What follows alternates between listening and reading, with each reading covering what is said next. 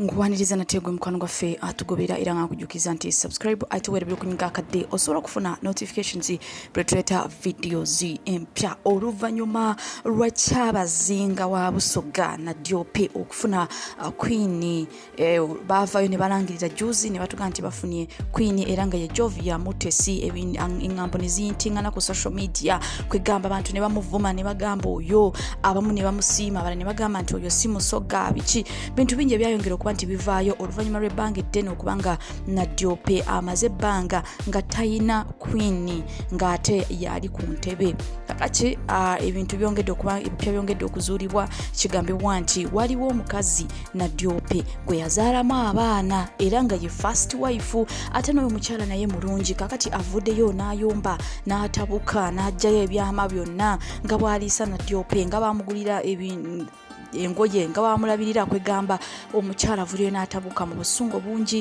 mu nnaku ennyingi kwegamba akaabiza nnaku avuddeyo n'agamba nti omukyala yasooka owa Diope era oyo queen gwe bamufunidde bamugamba buli kimu era nezi test ezatestinga oyo omuwala nga tannaba kwegaddanga ne na Diope oyo mukazi yazigula mbu kigambibwa nti kingdo oba Kyabazinga obw'e Busoga babagamba nti baagala queen naye ng'oyo mukyala ayinza obutafuuka queen kati nga balina omunoonyezayo omukazi omulala omuto akati kwe kunoonya Mutesi Jovia era ne bamufuula queen wa Busoga kakati omukyala ono avudde mu busungu bungi najjayo ebyama bingi ayogedde ebintu bingi ayogedde nga wekiri nti Kyabazinga oyo smart waya musajja oyo si mwangu musajja oyo atayisa sikaati ayina abakazi bangi era omukazi avuddeyo n'agamba nti Kyabazinga ayina omukazi omulala e Canada naye ng'omukazi oyo we yajja mu maka oba mu bufumbo bw'ono omukyala ali UK yamanya nti Kyabazinga ayinayo omukyala omulala n'abaana era n'amuwa ekitiibwa kakati omukazi ono ayombye n'agamba nti omukazi omupya Jovia Mutesi yakayingira mu kintu talina kye yalabye atandise okumumanyiira atandise okumulinnyirira ate omukyala avuddeyo mu busungu bungi mu bukaawu n'agamba nti ayinza atya okumanyiira ayinza atya okunninyirirako kwegamba mu busungu bungi ne mu nnaku ennyingi omukyala ono ataddeka audio kano kankakwe okewulireko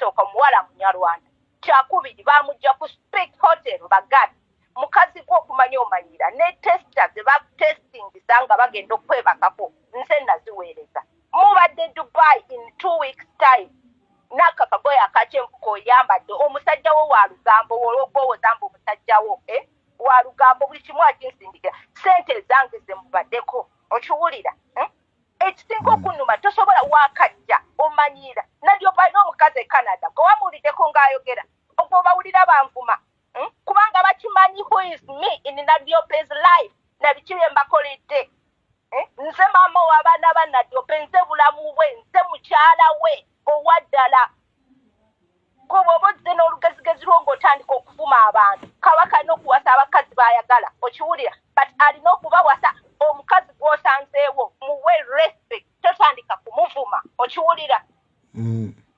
totandika kumuvuma omusajja ennyini gw'ogamba gw'okiraininga mbu simanyi gwe n'abagereka whatsoever the thing wuliriza omusajja agamba bamuforcinze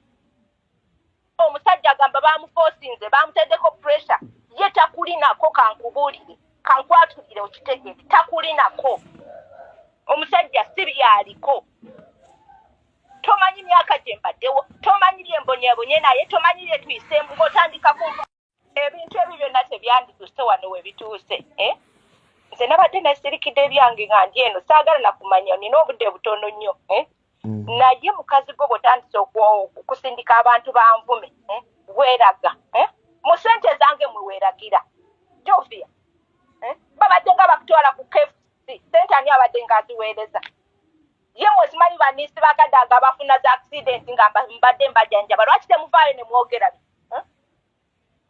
ebintu byonna bye mbadde mpeereza na Diope asa gw'obadde obifuna gwe asa gw'obadde ofuna ebintu bino amasimu masaawa buli kimu ndekeki apart from sente kakati singa nkeere nkya nengatta nti kati zino sente zigenze kufaamu zino sente zibadde zigenda ku bulamu bwe zino sente zibadde nga zakulya zino sente zibadde nga zikola service ku bulamu bwe, zino zibadde nga zigenda mu nnimiro, ozirina zino za mafuta.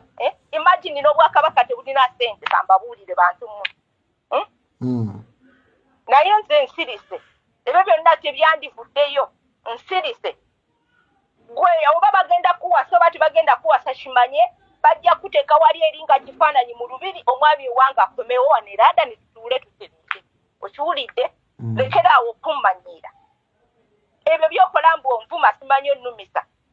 Nze ndi mugumu nnyo. N'ekirala, nze maama w'abaana banadyo. Ekirinjawukanya n'omwami owange kuli bakufa twasayininga.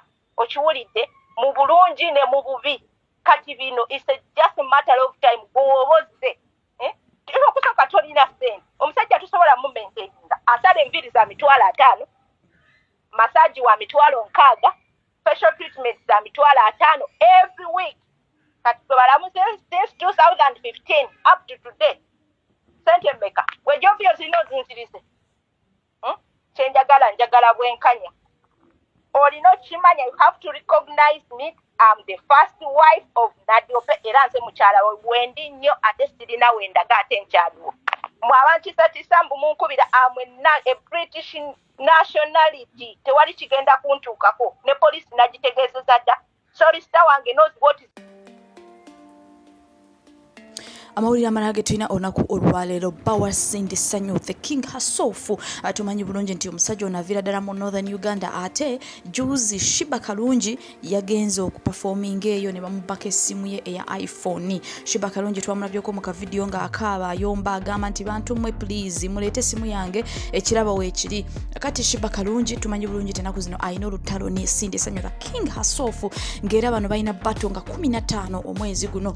Kati Sheebah Kalungi yavuddeyo ng'akaaba ayagala essimu ye nga baagibye era Baswadde Ssanyu yeewera n'agamba nti kyokka kijje keetonye kagwake ayina okuba nti afuna essimu ya Baswadde Ssanyu olw'ensonga nti yaaviira ddala eyo mu bitundu by'e Northern Uganda ate kirabika bubi nti essimu gye babbye ate mukazi we yali mu battlinga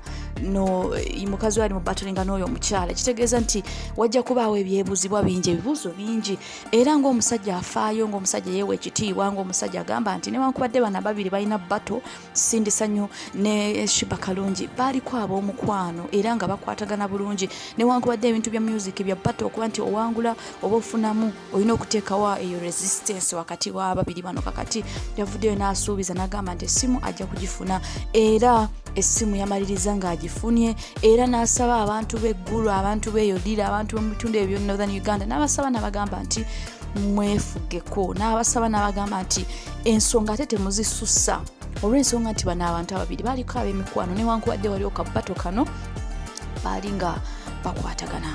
Stay tuned and don't forget to subscribe.